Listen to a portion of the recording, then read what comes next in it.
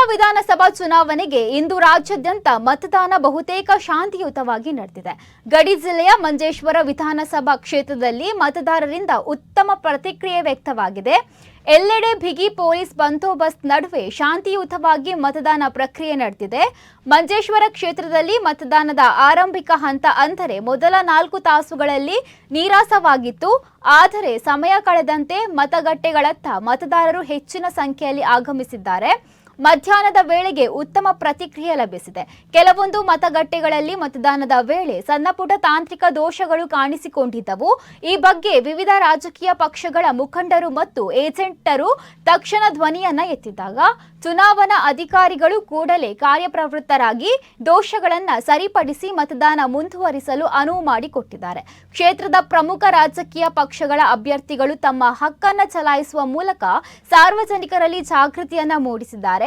UDF ಅಭ್ಯರ್ಥಿ AKM Ashraf booth ಸಂಖ್ಯೆ 22ರ ಬಡಾನೆ ಶಾಲೆಯಲ್ಲಿ ಸರತಿ ಸಾಲಿನಲ್ಲಿ ನಿಂತು ಮತ ಚಲಾಯಿಸಿದ್ದಾರೆ. ಎಲ್ಡಿಎಫ್ ಅಭ್ಯರ್ಥಿ ಕೆಆರ್ ಜಯಾನಂದ ಇವರು ಮಂಜೇಶ್ವರದ ವಾಮಂಚೂರು ಶಾಲೆಯಲ್ಲಿ ತಮ್ಮ ಮತವನ್ನ ಚಲಾಯಿಸಿದ್ದಾರೆ.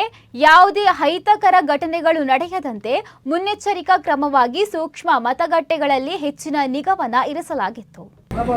ജനാധിപത്യത്തിന്റെ ഉത്സവമാണ് ഇലക്ഷനുകൾ.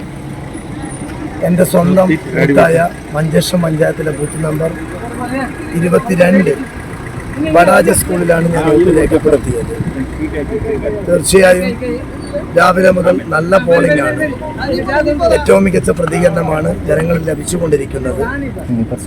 ഞങ്ങളെ സംബന്ധിച്ചിടത്തോളം ഞങ്ങൾ പ്രതീക്ഷിച്ചതുപോലെ UDFന് ഏറ്റവും മികച്ച രീതിയിൽ ജനങ്ങൾ വോട്ട് രേഖപ്പെടുത്തുന്ന ചിത്രമാണ് കണ്ടുകൊണ്ടിരിക്കുന്നത്. അതൊന്നും വലിയ വിഷയമല്ല. ഇപ്രാവശ്യം കർണാടക ഭരിക്കുന്നത് ഇന്ത്യൻ നാഷണൽ കോൺഗ്രസിന് ഏറ്റവും ഗവൺമെൻറ് ആയതുകൊണ്ട് കർണാടക മുഖ്യമന്ത്രി മന്ത്രിമാരൊക്കെ മഞ്ചേശ്വരം കേന്ദ്രീകരിച്ച് മികച്ച പ്രവർത്തനം നടത്തിയിട്ടുണ്ട്. അതൊക്കെ ഞങ്ങൾക്ക് ഗുണകരമായി മാറുമെന്നുള്ള കാര്യത്തിൽ തർക്കവുമില്ല.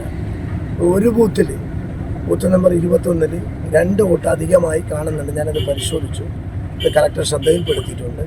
അങ്ങനെ ടെക്നിക്കലായി പ്രശ്നം വരുന്ന സ്ഥലങ്ങൾ ശ്രദ്ധിച്ച് കൈകാര്യം ചെയ്യാനുള്ള ഇടപെടൽ കൂടി നടത്തുന്നു. അങ്ങനെയുള്ള സാധ്യതകളുണ്ട്. വോട്ടിംഗ് മെഷീനെ കുറിച്ച് നിരന്തരമായി പരാതി വന്ന കാര്യമാണ്.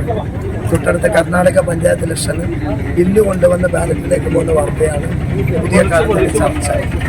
നമ്മളെ സംബന്ധിച്ചിടത്തോളം അങ്ങനെ ഏതെങ്കിലും